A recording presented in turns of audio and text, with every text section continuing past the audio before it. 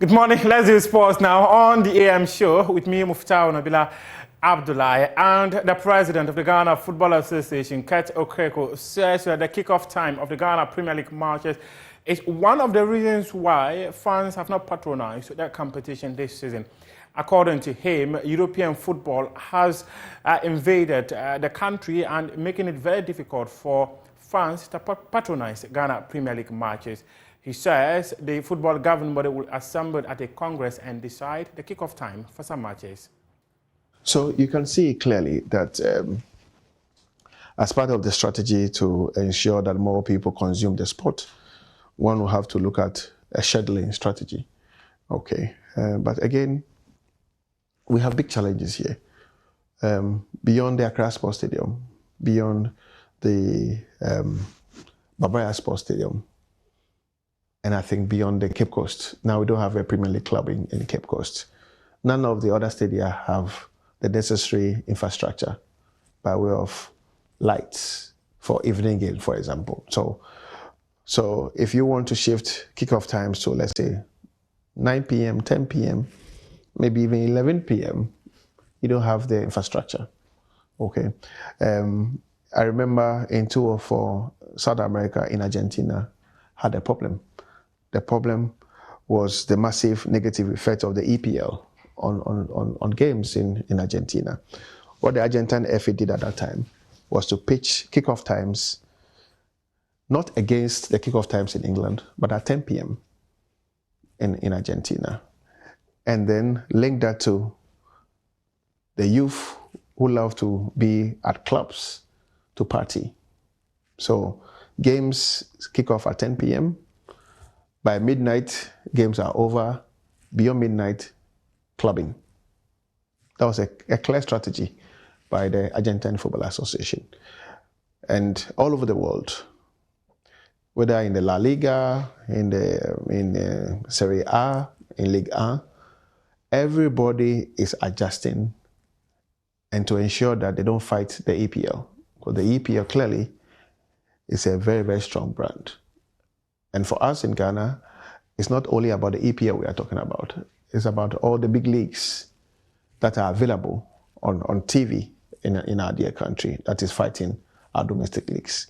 So it's very clear that we need a lot more infrastructure to ensure that all the good ideas that we have can be fully implemented. Nevertheless, we have night football sometimes at Accra Sports Stadium on Friday nights or Monday nights, sometimes even on Sunday nights at the Babaya Sports Stadium, and sometimes in Cape Coast when the Black Stars have played. And we intend to continue with that strategy. The FA intends to continue with the strategy of playing matches under floodlights. Now let's talk about the Asamoah Gyan Under-16 tournament, dubbed the Baby Jet Under-16 competition. It started in Cape Coast yesterday, and we've been speaking to him. He says that this is a competition designed to unearth the next generation of football stars. It's important for Ghanaians and the whole of Africa because we trying to develop talents, for the near future. Of course, when it comes to football, of course, our target is the Black Stars. Make sure we go to place to win the Black Stars. But we're focusing on the grassroots, to have a strong foundation, and then we take it from there. So it's very, very important. When it comes to me, I support grassroots football a lot, and that is what we are planning to do. What next for these talents after the end of the competition? Yeah, as you said, there will be a lot of scouts there to monitor these kids, from Europe and stuff, to just pick their players and then make sure they take them to Europe and then continue their careers there. There'll be even universities outside who wants to even take some of the kids, give them scholarship and stuff. Not necessarily people playing that assistant will just go to the top level. Definitely you get people furthering their education and stuff, and that is what we're planning to. We're just trying to help them, and I think for now the response has been very, very, very good, so yeah. One of the things I saw from your Twitter feed was the fact that from the semi-final stage. The matches are going to be on television. Just how great is this for the young talents, and what advice would you offer to these young talents who will be coming on?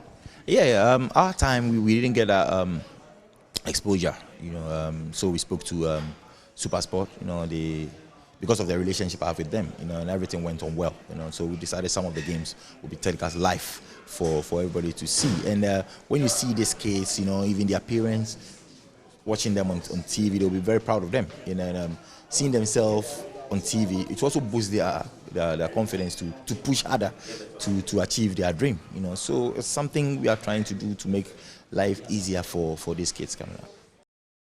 This is our wrap up AM Sports here with me, Muftau Nabila Abdullah. Just by way of announcement, the former Western Regional Football Association chairman, Koyo Yanka, has confirmed that he'll be contesting for the GFA presidency later this year. Though the Ghana Football Association is yet to officially announce the roadmap for the elections. They'll be going to Congress on July 6th, and we expect all details regarding the elections to be announced at that Congress. But he's the first person to confirm. Other rumors we've picked up, or intel available to us, is that Georgia Fruye too will be contesting for the presidency.